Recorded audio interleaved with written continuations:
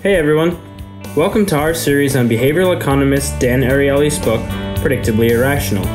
We will highlight some of Ariely's research that is relevant and interesting to the creative community. Predictably Irrational is rich in psychological discoveries and messages that can be applied to our everyday lives. Therefore, we highly recommend it as a book that will not only amaze you with its findings, but also inspire you to utilize and capitalize on the discoveries Ariely has made. One of the most interesting and applicable sections of Predictably Irrational is Ariely's research into our innate desire to keep all of our options open when it comes to making important decisions, even though it is often detrimental to do so because we become distracted from our main objective. Ariely first writes about the Chinese commander Xiang Yu. In 210 BC, Yu led an army against the Qian dynasty. In the middle of the night, he burned his ships and smashed his army's cooking pots. When asked by his infuriated men why he did this, he told them that they had to either fight their way to victory or die. His troops went on to win 9 consecutive battles against overwhelming odds. Eliminating his army's options improved the focus of Yu's troops. Ariely says that we feel compelled to preserve options, even at great expense, and even when it doesn't make sense. In the context of today's world, this amounts to buying the expandable computer system just in case we need all those high-tech bells and whistles.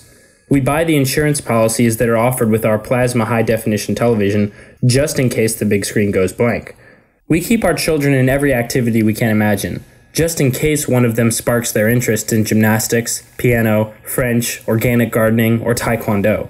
And we buy a luxury SUV not because we really expect to drive off the highway, but just in case we do, we want to have some clearance beneath our axles. Ariely decided to do some research into this phenomenon. He conducted an experiment on MIT students in which participants played a computer game which offered them 3 doors: red, blue, and green. Players had 100 clicks to use. They used a click to enter the room. Once in a room, each click gave them between 1 and 10 cents, depending on the room. They could also switch rooms at a cost of 1 click. The rooms were obviously programmed to provide different levels of rewards. In addition, there is variation within each room's payoffs, but it was pretty easy to tell which one provided the best payout. Players tended to try all 3 rooms, figure out which one had the highest payout, and then spend all of their time there. Logically rational decision making. Then Ariely added a new dimension to the game. Any door that was left unvisited for 12 clicks would disappear forever. With each click, the unclicked doors shrank by 1/12. With this kink in the game, players tended to jump from door to door, trying to keep their options open. Overall, they made 15% less money. Most striking, though, is the fact that had they chose any of the doors and stuck with it, they could have made more money. Ariely then pushed the experiment even further, increasing the cost of opening a door to 3 cents. Players did not change their actions at all, seemingly feeling compelled to keep their options open. Even when given the opportunity to have practice runs, participants acted in the same way. Ariely concluded that players just couldn't tolerate the idea of the loss, and so they did whatever was necessary to prevent their doors from closing. In addition, he says that what we need to do is consciously start closing some of our doors. We ought to shut them because they draw energy and commitment from the doors that should be left open. When we focus on the similarities and minor differences between 2 things, we fail to take into account the consequences of not deciding. Flip a coin and move on.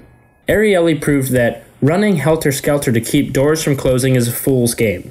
It will not only wear out our emotions, but also wear out our wallets. What we need to do is consciously start closing some of our doors. As creative individuals, we often have hundreds of ideas for unique projects. We often have many ideas for ways to go about solving a task.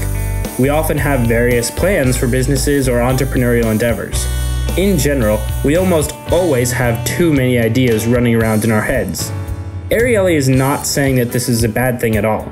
As a matter of fact, I would bet that he would agree that this plethora of ideas is a good thing.